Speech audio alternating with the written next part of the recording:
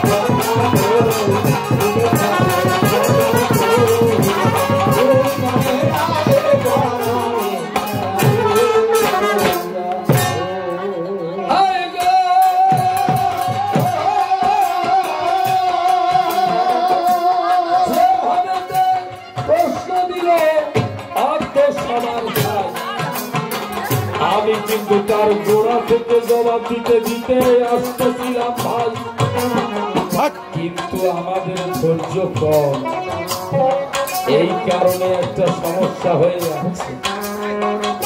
একটু সময়ের মধ্যে সবকিছুর প্রয়োজন, ধৈর্য কম। আমার আজকে 32 বছর গানের বয়সে আমি টিভির হয়ে একটা কথা বলছি বাবা। আমি ভারতে বনগাঁ, শিয়ালদা, হাসনাবাদ, শিয়ালদা, রানাঘাট, শিয়ালদা, বর্ধমান, শিয়ালদা, উত্তরপ্রদেশ, চেন্নাই, মহারাষ্ট্র, বাংলা কলোনি, আন্দামান দ্বীপপুঞ্জ পর্যন্ত গিয়েছিলাম। কিন্তু আজকে আমার কপাল মন্দ, আমি এই 3 দিনের মতো এত বড় কষ্টে কোথাও আমি ভুগি না। একটা জিনিস গোড়া থেকে যদি সঠিকভাবে আলোচনা করতে করতে না আসা, তখন সেই জিনিসটার বাবু সমাধান ঠিক মতো হয়। আমি কৃষ্ণ নামের জন্ম কথা বলে আসছি, হরিনামের জন্ম কথা বলে আসছি। হরিনামের জন্ম কথা বলে মাকে জেলে ভরে রেখেছো কেন তার জবাব দিয়েছি। মায়ের গলায় দড়ি দিচ্ছ কেন এই জবাবটা আমি দিচ্ছি। ঠিক এমনই সময় বাধাটা চলে আসে। ঘটনা কি জানেন, একদিন নামযজ্ঞ শুনতে যাবে বৃন্দাবনে, কে? কৃষ্ণ। আর এক কর্তা এসে বললেন যে কৃষ্ণ 3 দিন ধরে কৃষ্ণ কৃষ্ণ করতেছেন, আমরা চলব কোন পথে? উনি যদি এত ধর্মযাজক হবে তাহলে উনি সারা পৃথিবীর একজন অবতার হইলেন না কেন? উনি পৃথিবীর অবতার হতেন, আমরা ওনার চরণে প্রণাম করতাম। গুরুচাঁদ ঠাকুর নিজের বুকে হাত দিয়ে মারা গেছেন কেন জানেন? যে এই নবসূত্র জাতিকে আমি জাগাতে পারলাম না, আমার মতো হাজারো গুরুচাঁদ ঠাকুর এসে এদের জাগাতে পারবে না, পারবে না, পারবে না। গুরুচাঁদ ঠাকুর বুকে হাত দিয়ে মারা গেছে, কারণ আমাদের জাগাতে পারবে না। আমরা জাগবো না, আমাদের ধৈর্য কম, সহ্য কম। সবকিছুর একটা ধৈর্য প্রয়োজন। ধৈর্য কেমন শোনেন? বিচরণ পাগল ছিলেন যিনি, তার কথা আমি জানি, ধৈর্যের পরীক্ষা। উনি ওরাকান্দি গিয়েছেন তালতলার বিচরণ পাগল। গুরুচাঁদ ঠাকুরের কাছে গিয়ে বলছে, ঠাকুর আমাকে একটা কাজ দাও। ঠাকুর তখন বললেন যে তোকে একটা কাজ দেবো না, আমি যে কাজ দেবো সেই কাজ করতে পারবি? বলছে হ্যাঁ পারবো। তখন তো পাকা ল্যাট্রিন ছিল না, পাকা পায়খানা ছিল না।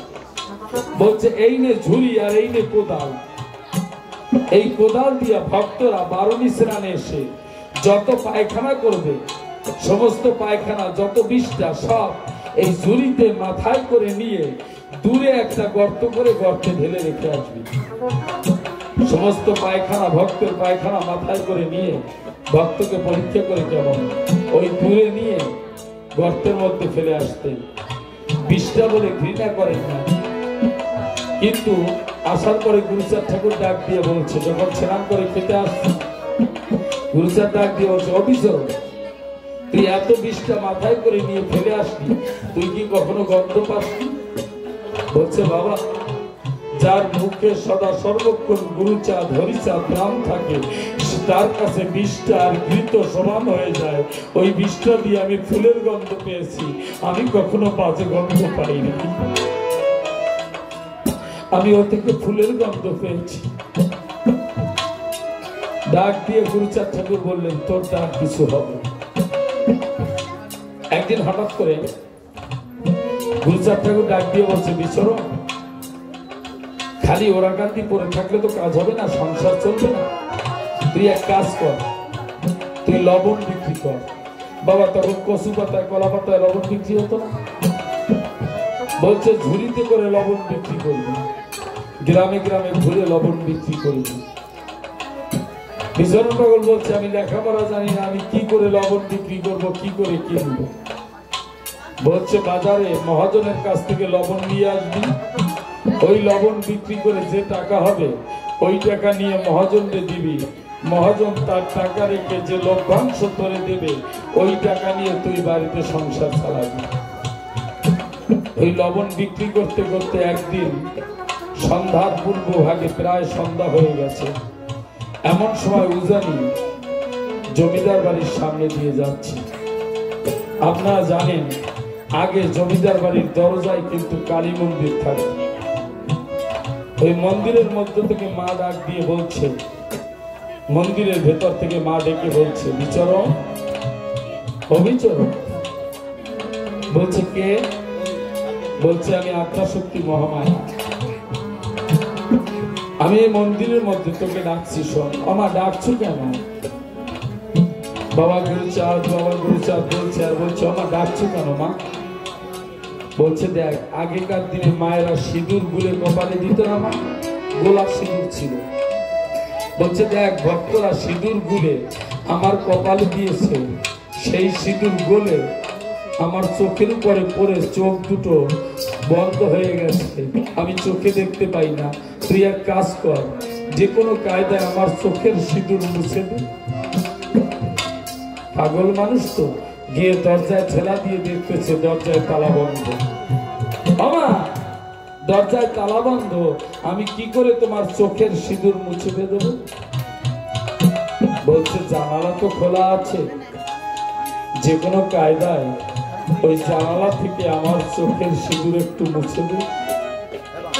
পাগল কচা গাছের ডাল ভেঙে মায়ের চোখের সিঁদুর মুছতে গেছে। পাগল বুঝতেছে না যে এতে মায়ের চোখ বন্ধ হয়ে যেতে পারে, কানা হয়ে যেতে পারে। যখনই এমনি করে কচা গাছের ডাল দিয়ে মায়ের চোখের সিঁদুর মুছে দিতে গেল, মাটির প্রতিমা হাড়মোড় করে ভেঙে পড়ে গেল। ওই খবর জমিদারের কাছে গেলে জমিদার ডাক দিয়ে বলছে, ধর পাগলকে। পাগলকে যখন তাড়া করেছে, বিচরণ পাগল গুরুচাঁদ গুরুচাঁদ বলে দৌড় দিয়েছে। দৌড়াতে দৌড়াতে দৌড়াতে দৌড়াতে ওরাকান্দি গিয়ে উঠেছে। ওরাকান্দি গিয়ে উঠে গুরুচাঁদ ঠাকুরকে প্রণাম দিয়ে বলছে, ঠাকুর আজকে বড় বাচ্চা বেঁচে এসেছে। গুরুচাঁদ ঠাকুর ডাক দিয়ে বলছে, তোর কোনো কথা আমি শুনতে চাই না, যেখান থেকে পালিয়ে এসেছিস এই মুহূর্তে তুই সেইখানে গিয়ে ধরা দিবি, যা। এইবার বিচরণ পাগল বুঝলেন আর উপায় নেই, কারণ একে তো আমরা নমশূদ্র, আর ওরা জমিদার কায়স্থ। ওরা যদি আমাকে ধরতে পারে, ওদের প্রতিমা ভেঙেছি, ওরা যেমন করে মায়ের সামনে পাঠা বলি দেয়, তেমন করে ওরা আমাকে বলি দেবে। যেমন করে পাঠা বলি দেয়, তেমন করে আমাকে বলি দেবে। এই বলে পথে রওনা করছে, হরিবল হরিবল বলছে, আর যাকে পাচ্ছে তার চরণ ধুলি ঘুরিয়ে নিচ্ছে। বলছে, ভাই এই দেখা শেষ দেখা, আর দেখা হতেও পারে, নাও হতে পারে। অন্ধকার ঘনিয়ে এলো। ওই উজানি যাবার পথে একটা জায়গার নাম আছে বাসুদেবপুর। ওই বাসুদেবপুরে একটা সারা বিটার পরে উঠে রাত্রে সারা রাত ঝুঁকে ঝুঁকে হরিনাম চলছে। হরিনাম করে ওখান থেকে সকালবেলা গিয়ে যখন জমিদারের আঙিনায় উপস্থিত হয়েছে, জমিদারের কাছে খবর গেল, জমিদার বাবু সেই পাগল এসেছে।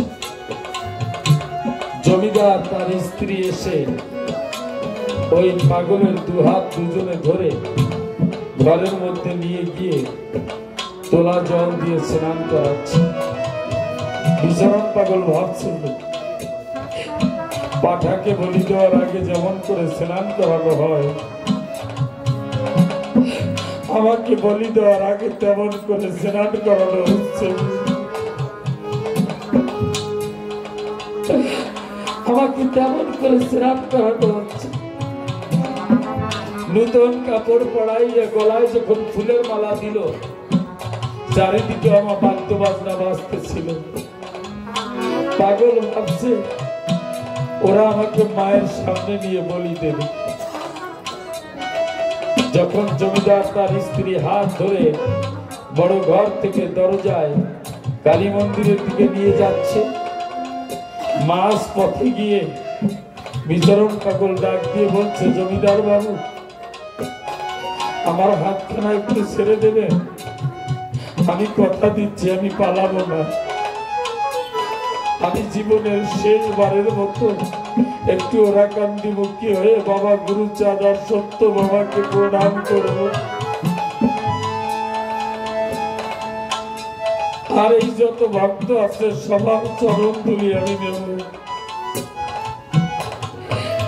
এই কথা বলার পরে খুলে বলি সবার ধারে জমিদার তার স্ত্রী হাত দিয়েছে ছেড়ে। বিচরণ পাগল কান্দি মুখী হয়ে প্রণাম করে বলছে, বাবা গুরুচাঁদ, ওই প্রতিমা ভাঙায় আমার কোনো দোষ ছিল না, তোমরা আমাকে ক্ষমা করো। আবার যদি মানব জন্ম নিয়ে আসি তাহলে যেন বাবা গুরুচাঁদ তোমার চরণের দাস হয়ে আসতে পারি আর সকল ভক্তের চরণ ধুলি নিয়ে হরি বল বলতে পারি।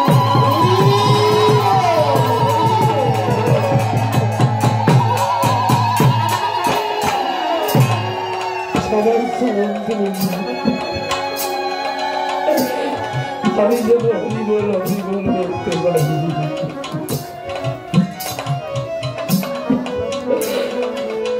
জমিদার বাবু একটু দাঁড়ান, এখানে যত ভক্তরা আছে আমি প্রাণ ভরে সবার চরণ ধুলি দিচ্ছি।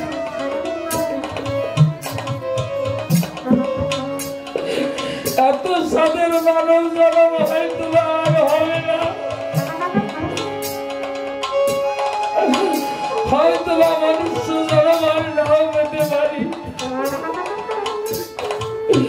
বাবা হরিচাঁদ, বাবা গুরুচাঁদ, এই ভক্তের চরণ ধুলি দিয়ে যাচ্ছি।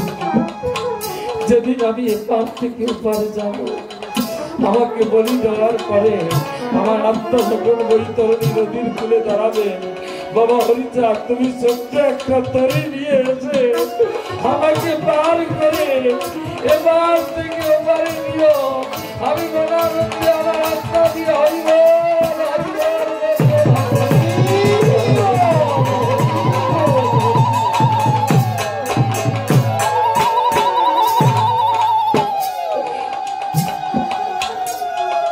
জমিদার বাবু বলছে, পাগল আমি আপনাকে বলি দেবো তাই না? আসেন আমার সাথে।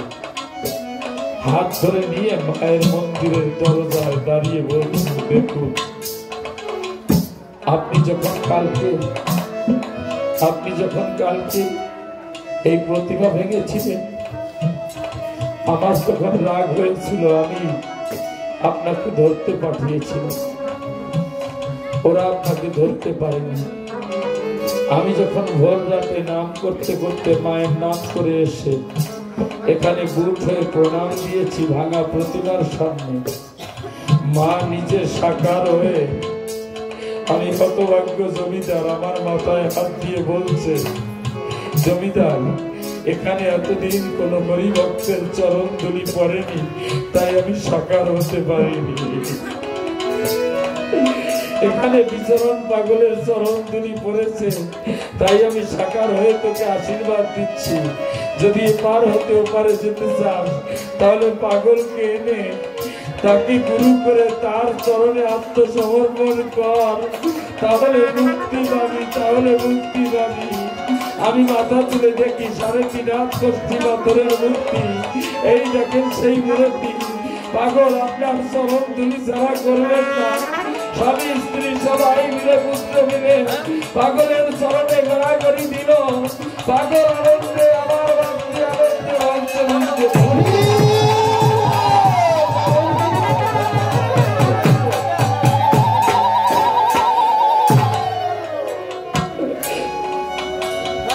পাগল বলছে, আমার কিছু নাই ওরে, আমার কোন শক্তি নাই, তোমার গুরুচাঁদের কাছে চল, তোদের গুরুচাঁদের কাছে নিয়ে যা। বাবা গুরুচাঁদের চরণ তলিতে নিয়ে জমিদার তার স্ত্রী পুত্র কন্যাকে রাখে। বলে পাগল না হলে তাকে পাওয়া যায় না, কিন্তু আমাদের রক্ত মাংসের শরীর তো, যখন আমাদের বুকে ব্যথা লাগে তখন কষ্ট লাগে। এই যে কমিটির একজন বাবু সুন্দর কথা বলছে, বাবু আপনারা তো ধর্ম যাজক, রাগ করলে হবে, রাগ করলে হয় না ঠিকই, কিন্তু আজকাল শিক্ষিত সমাজ, মানুষ শিক্ষিত হয়েছে, এর মধ্যে যে কিছু শিক্ষিত বলদ আছে, এই শিক্ষিত বলদের কথা শুনলেই মনে কষ্ট লাগে। সুশিক্ষায় শিক্ষিত হলে তার উপরে কষ্ট লাগে না, তার উপরে কষ্ট হয় না। আমার জানো, আমি তিমির সরকার হয়ে বলছি, আমার বাড়ি বাগেরহাট জেলা চিতলমারি থানা চরকচুরিয়া গ্রাম। আমার বাড়ি থেকে মাত্র 3 কিলোমিটার দূরে গোপাল সাধু মশাই গুরুদেব দেবীচাঁদের বাড়ি। তার একটু দূরে বিচরণ পাগলের আশ্রম, তার একটু দূরে কুড়ালতলা কাশী গোসাইয়ের আশ্রম, তার একটু দূরে অশ্বিনী গোসাইয়ের আশ্রম। আমাদের বাড়ি থেকে পূর্ব দিকে বিপিন কর্তার আশ্রম, বিপিন কর্তার বাড়ি। আমাদের বাড়ি থেকে দক্ষিণ দিকে মোরলগঞ্জে গোপাল সাধু মশাইয়ের বাড়ি। আমাদের পশ্চিমে আমার গুরুদেব, আমি তিমির হয়ে বলছি, বিজয় গোস্বামীর বাড়ি। তার একটু পশ্চিমে মৃত্যুঞ্জন গোসাই, আমার দাদা গুরুর বাড়ি। সেখান থেকে মৃত্যুঞ্জয় গোসাই গুরুদেব, আমার তাই গুরুদেব, যিনি স্বয়ং তারক গোস্বামী। কিন্তু সময় তো দিতে হয়, সময় গেলে সাধন হবে না। একদিন অশ্বিনী গোসাই ওরাকান্দি যাবে। আমার ওরাকান্দি যাওয়ার সময় অশ্বিনীর ঘরে নাই বেড়া, তাল পাতার ছাউনি, ঘরে মাত্র 5টা মাটির পাত্র, ছোট ছোট পাত্র। অশ্বিনী ভিক্ষা করে খায়। অশ্বিনী ডাক দিয়ে বলছে লক্ষ্মী স্ত্রীকে, লক্ষ্মী দেখো আমার ঘরে যেন কি আছে। অশ্বিনী গোসাইয়ের স্ত্রী ঘরের মধ্যে মাটির পাত্রগুলো তল্লাশি করে দেখলো, একটা হাড়ির মধ্যে মা আদাসের খানে খুদ কাটা খুদ আছে। তখন তো কেজি ছিল না। সে চাল ঝেড়ে, মায়েরা ভালো বুঝবে, চাল ঝেড়ে রান্না করেছে, খুদ রয়েছে। খুদগুলো ঝেড়ে রান্না করেছে, বড় খুদগুলো, আগারি খুদগুলো রয়েছে। ওই আগারি খুদগুলো ডাক দিয়ে অশ্বিনী গোসাইকে বলছে, গোসাই, তার স্ত্রী বলছে, গোসাই এই সামান্য আদর্শের মতো খুদ আছে। বলছে আমি বলেছিলাম না কিছু আছে। অশ্বিনী গোসাই স্ত্রীকে বলছে, তুমি এই খুদগুলো খোলার উপরে ভাজা দাও, আর আমি ভিক্ষা করে দেখি একটু নারকেল গুড় পাই কিনা, তাহলে খুদের নাড়ু তৈরি করে নিয়ে আমরা গুরুচাঁদের কাছে যাব। আমার কখনো বৈষ্ণব সেবায় যাবেন, খালি হাতে যাবেন না। কখনো মহোৎসবে যাবেন, খালি হাতে যাবেন না। কিছু নিয়ে যাবেন, তা দিয়ে মহোৎসব বৈষ্ণব সেবা হয়ে যাবে। অশ্বিনী গোসাইয়ের স্ত্রী খোলার উপরে খুদগুলো ভাজা দিচ্ছে, আর চোখের জল ওই খুদের সাথে ভাজা হয়ে যাচ্ছে। চোখের জল খুদের সাথে ভাজা হয়ে যাচ্ছে। আর বলছে, বাবা গুরুচাঁদ, এই খুদ কি তোমার সেবায় লাগবে? আমার স্বামী অশ্বিনী এই খুদ নিয়ে তোমার বাড়ি যাবে, এই খুদ কি তোমার সেবায় লাগবে? এমন সময় অশ্বিনী গোসাই একটা নারকেল আর কিছু গুড় নিয়ে এসে স্বামী স্ত্রী দুজন মিলে চোখের জল দিয়ে ওই খুদের নাড়ু তৈরি করেছে। খুদের নাড়ু তৈরি করে স্ত্রী স্বামীকে বলছে, অশ্বিনী গোসাইকে বলছে, গোসাই এই সামান্য খুদের নাড়ু কি গুরুচাঁদের সেবায় লাগে? তার কত বড় বড় ভক্তরা মন্দা মিঠাই কত কিছু এনে দেয়, আর এই সামান্য খুদের নাড়ু এটা কি সেবায় লাগবে? অশ্বিনী গোসাই বলছে, লক্ষ্মী, যদি আমাদের ভক্তি বিশ্বাস সঠিক থাকে, যদি আমাদের ভক্তের চরণধুলির দিকে লক্ষ্য থাকে,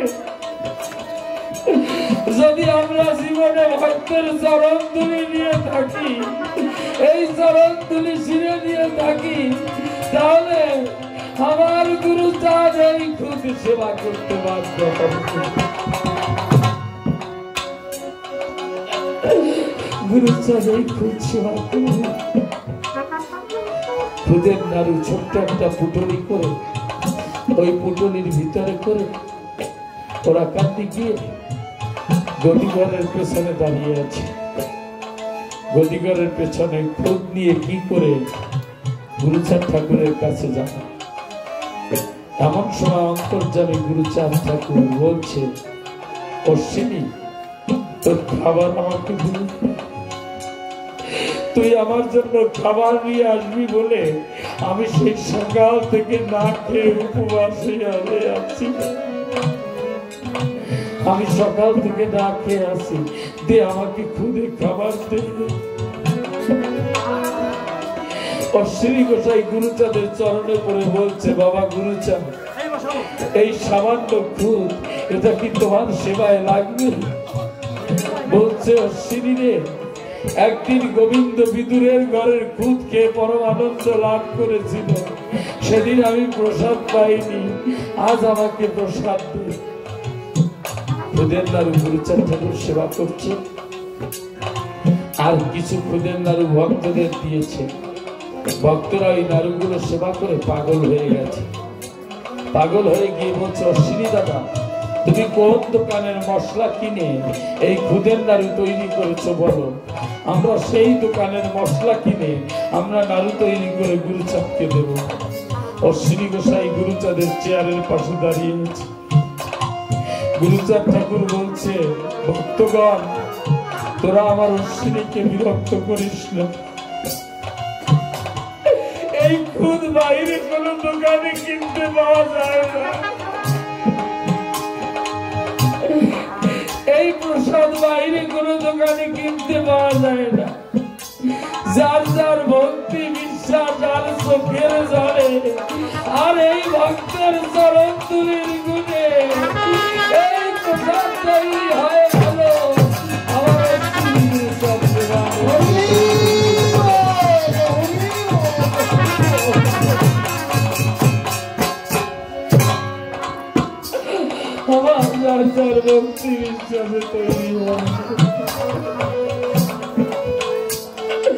বাইরে কোন দোকানে কিনতে পাওয়া যায় না।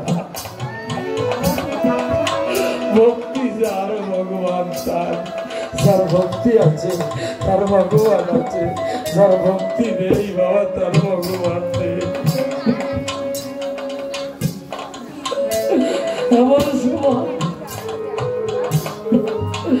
সবাই মিলে অশ্বিনীর চরণ ধরে বলছে, দাদা রে, সকল ভক্তরা বলছে, দাদা তুমি প্রকৃত ভক্ত, আজ তোমার প্রসাদ গুরুচাঁদ ঠাকুর সেবা করেছে।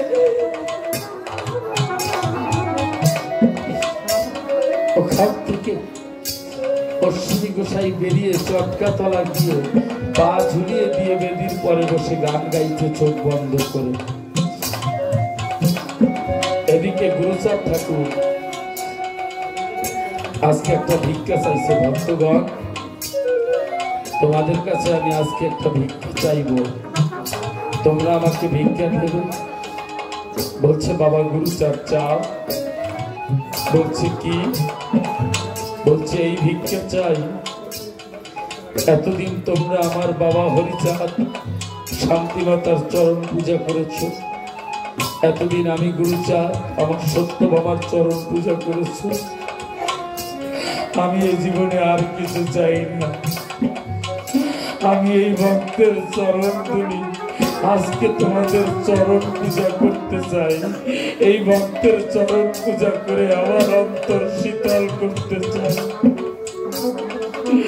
যত ভক্ত আছো আমি গুরুচাঁদ আজ তোমাদের চরণে হাত দিয়ে ওই চরণ তুলে নিয়ে আমি আমার মনোবাসনা পূর্ণ করতে চাই।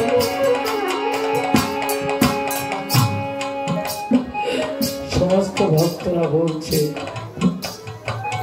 ওরে তোরা পালা, যদি গুরুচাঁদ ঠাকুর আমাদের চরণে হাত দেয় তাহলে আমাদের নরকে স্থান হবে না।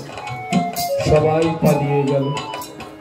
গুরুচাঁদ ঠাকুর সত্যভামাকে জড়িয়ে ধরে বলছে, সত্যভামা, সবাই শুধু নিতে জানে, সবাই নিতে জানে, কেউ দিতে জানে না।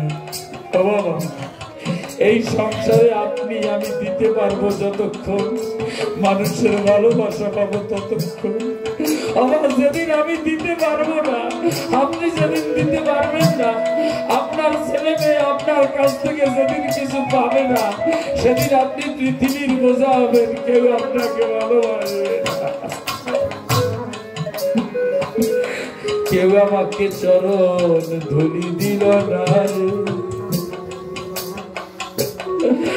আমাকে কেউ চরণ ধুলি দিল না। সত্যভামা বলছে, ঠাকুর ঠাকুর তুমি ভেঙে পড়ো না। ভিখারি ছাড়া কেউ ভিখারির মনের দুঃখ বোঝে না। চরণ আমাদের অশ্বিনী কোথায় আছে, আমরা অশ্বিনীর কাছে গিয়ে দেখি তার চরণ ভিক্ষে করে পাই কিনা। গুরুচাঁদ সত্যভামা বাহিরে বেরিয়ে টের পায় চটকা তলায় অশ্বিনী গোসাই গান গাইছে প্রাণ ভরে। চোখ বন্ধ করে গুরুচাঁদ আর সত্যভামা অশ্বিনীর চরণের কাছে গিয়ে, যখন চরণের কাছে গিয়ে বুট করে ওই চরণের দুই পাশে হাত দিয়ে গান শুনছে, হঠাৎ আমার গুরুচাঁদ ঠাকুরের দুপোটা চোখের জল যখন অশ্বিনীর চরণে পড়ল, অশ্বিনী বলছে, কে কে আমার চরণের কাছে? ও বাবা গুরুচাঁদ, তুমি আমার চরণের কাছে কেন? আমার তো দেবার মতো কিছু নাই, আমি যে করার ভিখারি, আমার দেবার মতো কিছু নাই।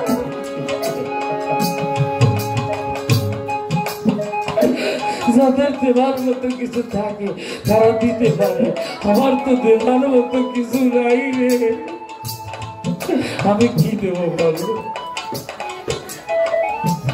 গুরুচাঁদ ঠাকুর বলছে, অশ্বিনী তুই তো জানিস আমি মহাকাল, আমি চিরদিন শ্মশানে বসানে থাকি, থাকতাম।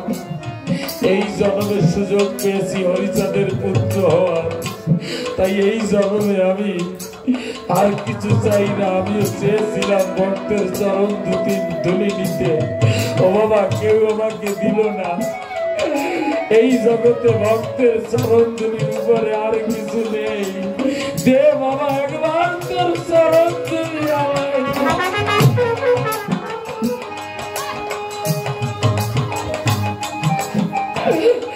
একবার দে, একবার তোর চরণ ধুলি আমাকে দেখি।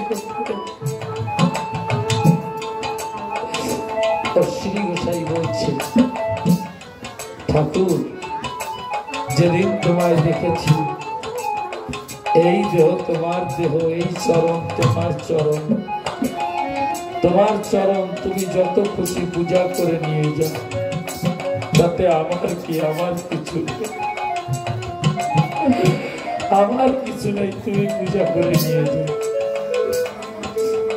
এই জগতে পশুতেও মানুষ চিনে বাবা, আমরা মানুষ হয়ে মানুষ চিনি না।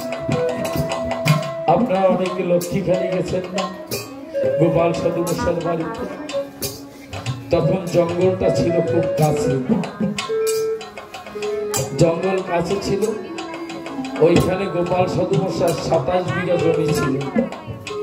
ওই জমিতে পৌষ মাসের শেষের দিকে যখন আমন ধান পাকে, সাধু মশাই শ্রমিকদের নিয়ে আমন ধান কাটতে গেছে। জঙ্গল থেকে এক বাঘ আর বাঘিনী লাফ দিয়ে গোপাল সাধু মশাইয়ের চরণের সামনে পড়েছে। সাধু মশাইয়ের চরণের সামনে যেই পড়েছে, পেছন থেকে সবাই পালিয়ে গেছে। ওরে গোপালকে বাঘে ধরেছে, গোপালকে বাঘে ধরেছে, পালা। সবাই পালিয়ে গেল। আরো লোকজন সংগ্রহ করে বলছে, চল গোপালকে তো আর জীবিত পাবো না, দেখি তার দেহের কোনো অংশ পাই কিনা। ওরা জমির কাছাকাছি এসে দেখতে পায়, ওমা ওই বাঘ বাঘিনী মাথা কুটছে গোপাল সাধুর পায়।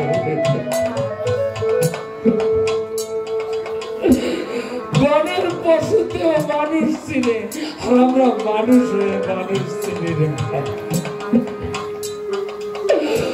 বনের পশুতেও ভক্তের চরণ ধরি নেয়, আমরা মানুষ হয়ে মানুষের চরণ ধরি নেই না।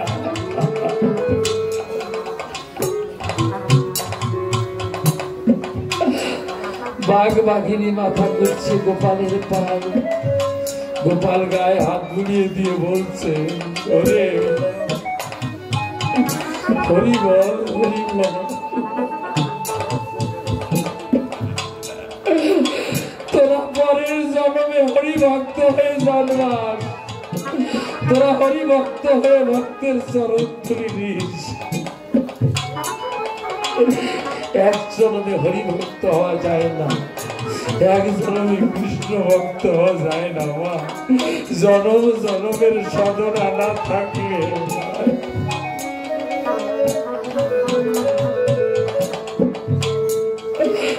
বাঘ বাঘিনীর মাথায় হাত বুলাচ্ছে,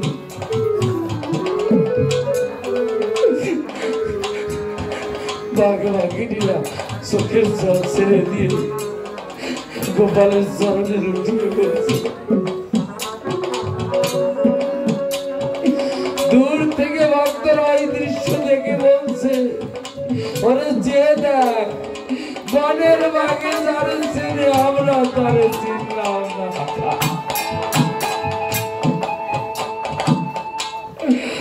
তোরা একবার গান ভরে গোপালের নামে ধরি গান, গোপাল চাঁদ নীতি গোপালন্দ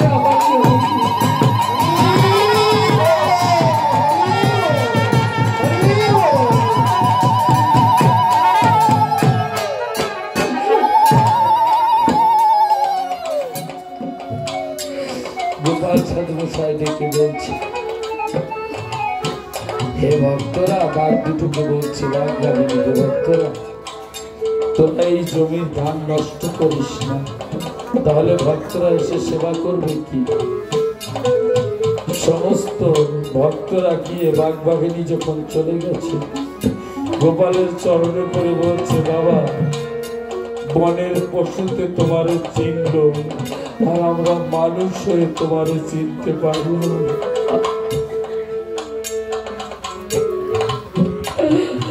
চিনতে পারলাম, তাই হরি ভক্তগণ, কৃষ্ণ ভক্তগণ, জানি না কদিন জীবন তরি নিয়ে চলতে হয়, আপনারা আশীর্বাদ করবেন। আপনাদের কাছে একটাই বিনতি, এই মায়ের মন্দিরে মায়ের যে কি লীলা বোঝা যায় না। এই যে গানের কমিটিতে যে বাবুরা আছে, তাদের যেন কোনো বিপদ আপদে না হয়, তারা যেন প্রাণ মরে মাকে রাখতে পারে, মা যেন তাদের কৃপা করে।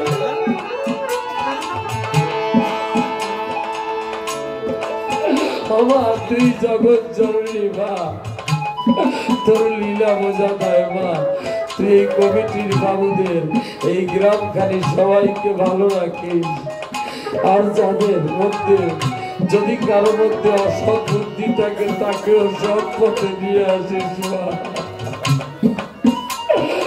আর আমিও যে বাবুদের উপরে রাগ করলাম, আমারও বড় ভুল হয়ে গেছে মা, তুই আমাকে ক্ষমা করে দিস মা।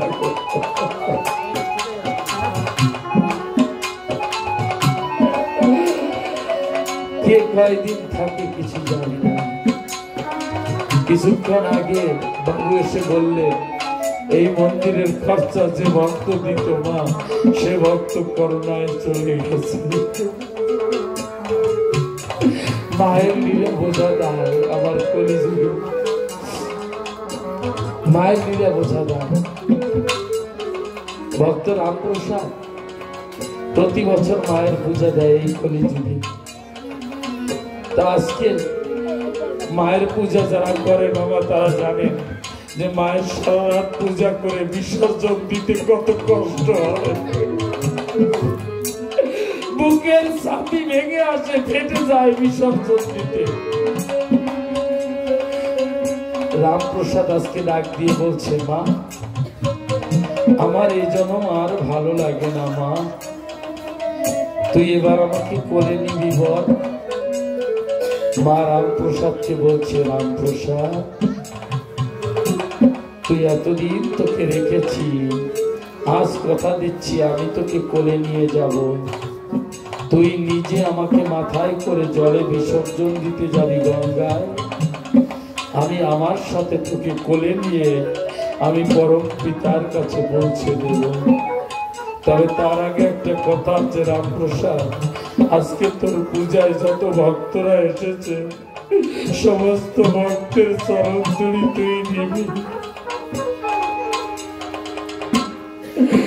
রামপ্রসাদ সকল ভক্তের চরণ ধুলি নিয়ে বলছে, হে ভক্তগণ আমি আজকে দেশে রওনা করছি, তোমরা কেউ যাবে?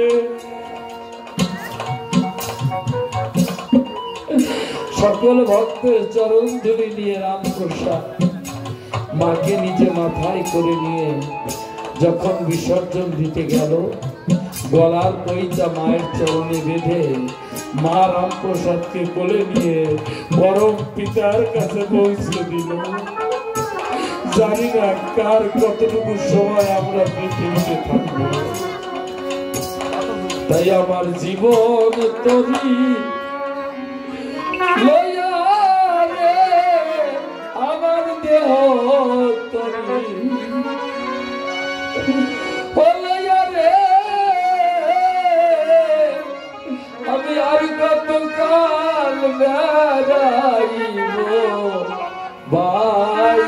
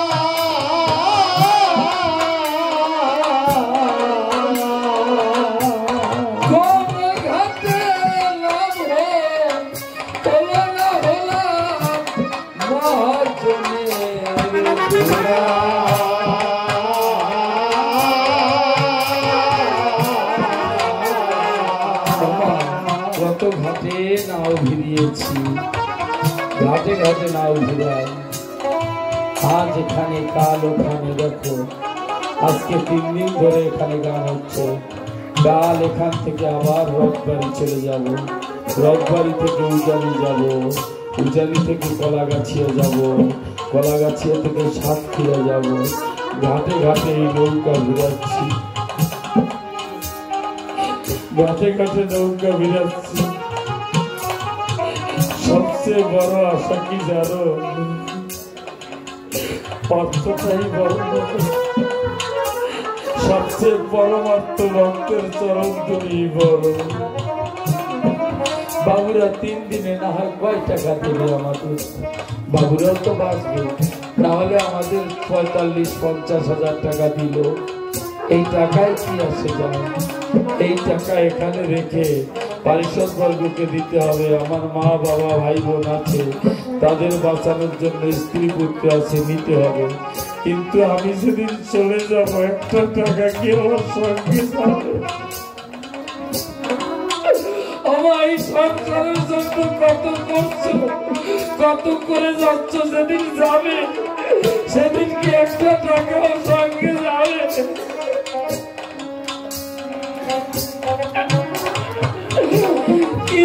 কিছুই সাথে যাবে না, যাবে কর্ম।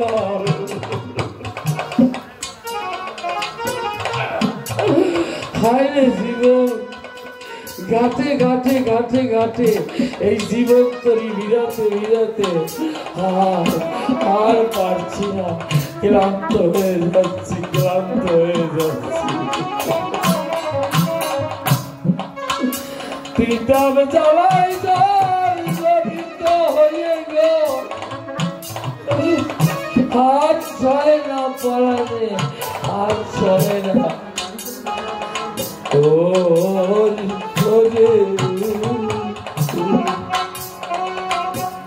কত ঘাটে এই নাও ভিড়াইয়া করোনা থাকে না,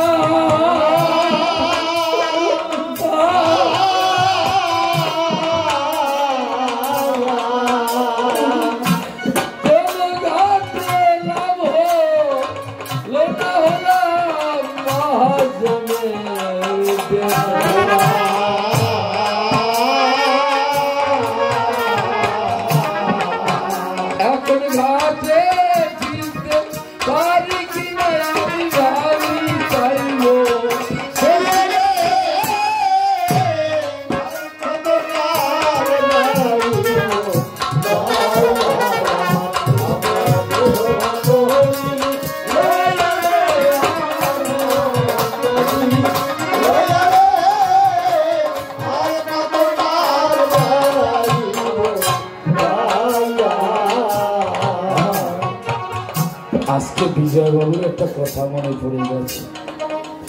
বিজয় সরকার মশাই, যে আসলে বিজয় বাবুর গান হয় না সে আসলে কবি গানই হয় না। আমি একটা কথা বলে যাচ্ছি, তখন গান হতো পুরানো নিশিবাবু, পণ্ডিত নিশিবাবু আর বিজয় বাবু। আমার পদ্মার ওপারে গান, নিশিবাবুর নৌকায় পারিষদ বর্গরা চলে গেছে। এই পদ্মার বিজয়বাবুর নৌকায় একা আছে। বিজয়বাবুর নৌকার মাঝি ছিলেন একজন মুসলমান, নাম তার বসিরউদ্দিন। এই বিজয়বাবুরই বন্ধু, তার বাড়ির পাশে তার গ্রামে। পদ্মার কিনারে নৌকা ভিড়িয়ে বসে আছে বৈশাখ মাস। এমন সময় সকালবেলা ভোরবেলা একটা ছেলে একটা মাছরাঙা পাখি এনে বলতেছে, এই মাছরাঙা পাখিটা তোমরা কেউ কিনবে? মাছরাঙা পাখিটা কিনবে? আমার সবাই তো মাছরাঙা পাখি খায় না। বিজয়বাবু উদার মনের মানুষ, উনি দেখলেন মাছরাঙা পাখিটির একটা পাখার একটা পালক ভাঙা। উনি ডাক দিয়ে বালকটাকে বলছে, ও ছোট ভাই, তুমি এই পাখিটা কয় টাকা হলে বিক্রি করবে? ছোট বালকটা কেঁদে দিয়ে বলছে, আপনি আমাকে ভাই বলছেন? আমি এক ভিখারির ছেলে, আমার বাবা নাই। আমি এক ভিখারির ছেলে, আমার বাবা নাই।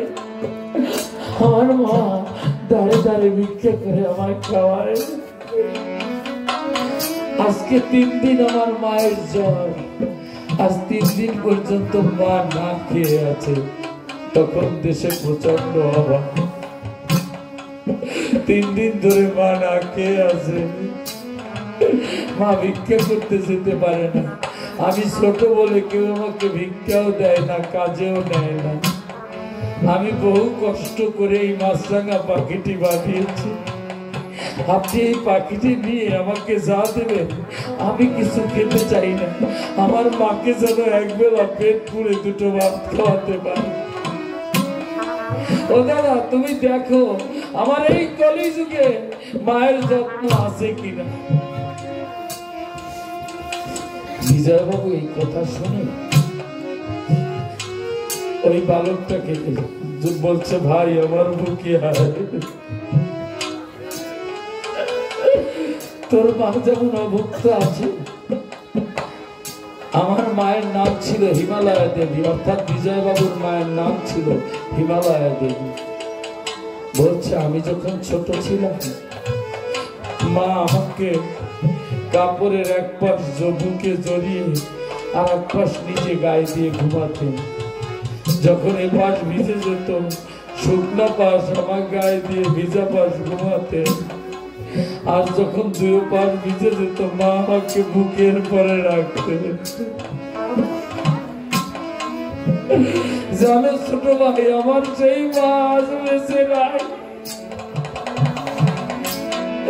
বিজয়বাবু বলছে, ছোট ভাই আমার সেই মা আজ বেঁচে নাই, আমার দেশে বিদায় নিয়ে নিয়েছে ঠাই।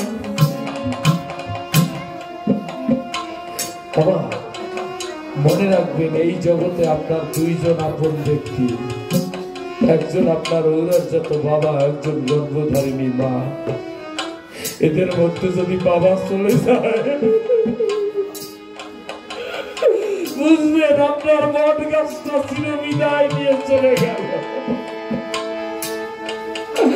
আর যদি আমার মা চলে যায় তাহলে বুঝবে আর আপন বলতে কেউ রইল না, সব মায়ার জগৎ স্বার্থের আশায়। বিজয়বাবু বসিরুদ্দিকে ডাক দিয়ে বলছে, বসিরুদ্দি ওই টাকার থলে থেকে আমাকে 20টা টাকা দে। ওই 20টা টাকা দিয়ে বালকটাকে বলছে, ছোট ভাই এই টাকা নিয়ে মাকে খাবার দিও, তুমিও খাবার খেও। আর বলো যে হতভাগা বিজয় সরকার, ওই মাকে বলো যে তোমার এক অধম সন্তান হতভাগা বিজয় সরকার তোমার সেবার জন্য অর্থ দিয়েছে, মা যেন আমার জন্য একটু আশীর্বাদ করে।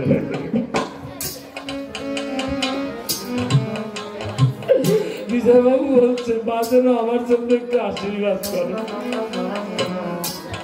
বালকটা বলছে, তুমি বিজয় সরকার, তোমার গান আকাশে বাতাসে ভেসে বেড়াবে, অথবা তুমি একটু দাঁড়াও।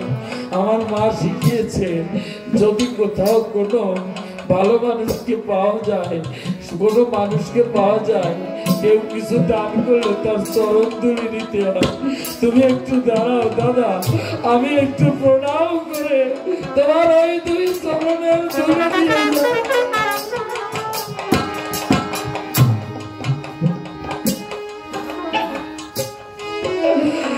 কিছু যাবে না সাথে, এই ধুলি ছাড়া আমি কিছু না।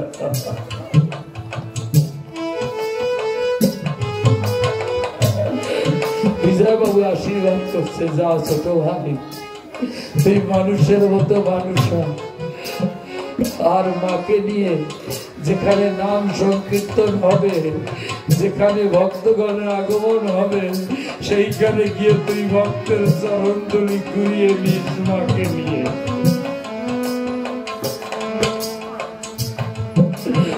বসিরুদ্দি ডাক দিয়ে বলছেন, বিজয় সরকার 1 মাস নৌকা বাইরে আমার বেতন কত?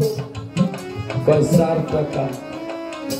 বলছে একটা পাখি কিনলাম মাছরাঙা কয় টাকা দিয়ে? বলছে 20 টাকা।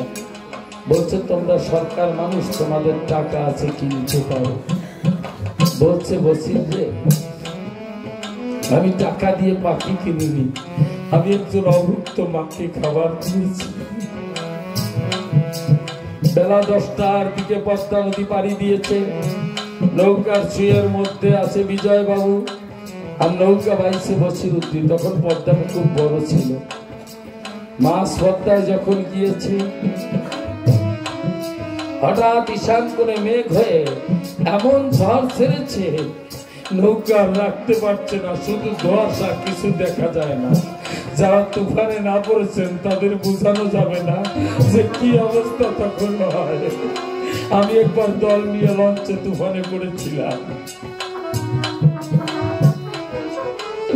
কি অবস্থায় তখন আপন বলে যে কেউ আছে মনে হয় না। বসিরুদ্দিন ডাক দিয়ে বলছে, ও বিজয় সরকার, তুমি তোমার হরিকে ডাকো, আমি আমার আল্লাহকে ডাকি, দুজনেই এই পদ্মায় শরীর সমাধি হোক। বাবা, এই জগতে সবচেয়ে বিপদে পড়লে আগে কার কথা মনে পড়ে? মায়ের কথা মনে পড়ে। মা, বিজয় বাবুর মায়ের কথা মনে পড়লো, বাবার কথা মনে পড়লো, তারপরে মনে পড়লো অগণিত ভক্ত শ্রোতার চরণ। বিজয় বাবু বলছে, হে ভক্তগণ, আর আমার জীবনে ভক্ত সঙ্গ করা হবে না, আর আমার জীবনে তোমাদের মতো ভক্তের সঙ্গ করা হবে না, আর ভক্ত হয়ে ভক্তের চরণ তুমি আমি দিতে পারবো না। তোমাদের বিজয় সরকার ডুবে যাচ্ছে। হে ভক্তগণ, তুমি ছাড়া কেউ নেই।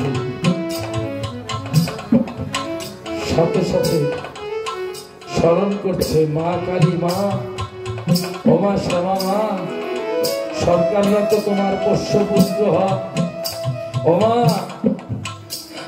মা তুমি কোথায়? হঠাৎ দৈববাণী হলো, বিজয় বাবুর মা ডাক দিয়ে বলছেন উপর থেকে, ভয় নাই বিজয়, ভয় নাই, ভয় নাই তোর, ভয় নাই তোর, নৌকার কিছু হবে না। তুই সে দেখ, নৌকার গলির উপরে সেই মাছরাঙা পাখিটি আছে। বিজয় বাবু তাকিয়ে দেখলেন, নৌকার মাথায় গলির উপরে সেই মাছরাঙা পাখিটি, যার জীবন বিজয় বাবু বাঁচিয়ে দিয়েছিলেন। আজ বিজয় বাবুর জীবন বাঁচাতে অত বড় ঝড়ের মধ্যে পদ্মার মধ্যে গিয়েছে।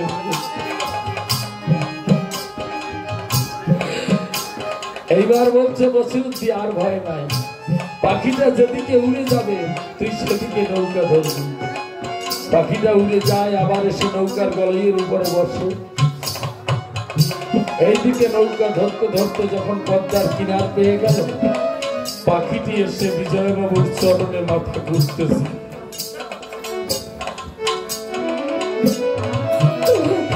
বিজয় বাবুর চরণে পাখিটা মাথা ঘুরতেছে। বিজয় বাবু বলছে, পাখি রে, একবার হরি কথা বল, একবার কৃষ্ণ কথা বল। পাখি রে, তুই পরের জন্মে তুই হরি ভক্ত হয়ে জন্মাস, এক জন্মে তো হরি ভক্ত হওয়া যায় না। তুই হরি ভক্ত হয়ে জন্মে, তুই সমস্ত ভক্তের চরণ ধরে নিবি আর হরি কথা বলবি। ভালো বিজয় বাবু আনন্দে আনন্দ।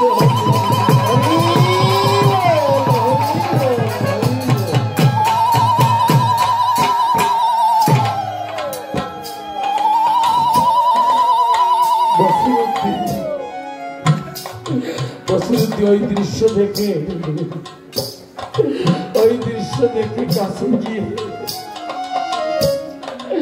বিজয়কে জড়িয়ে ধরে বলছে, বিজয়, জনম ধরে তোমার নৌকা বাইলাম, কিন্তু আমি বিজয় সরকারকে চিনতে পারলাম না।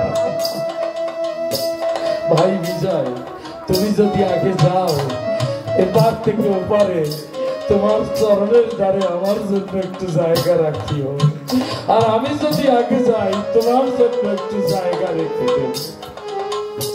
ও রে কত ঘাটে নাও ভিড়াইয়া করলাম না চাকে না,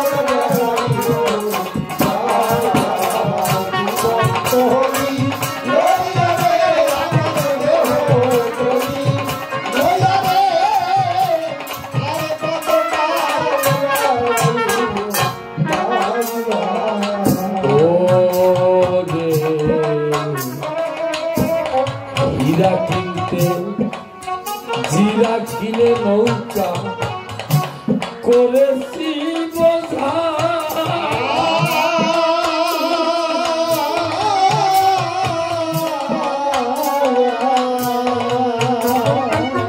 দয়াল হরি ভরসা তুমি আপন কোনো না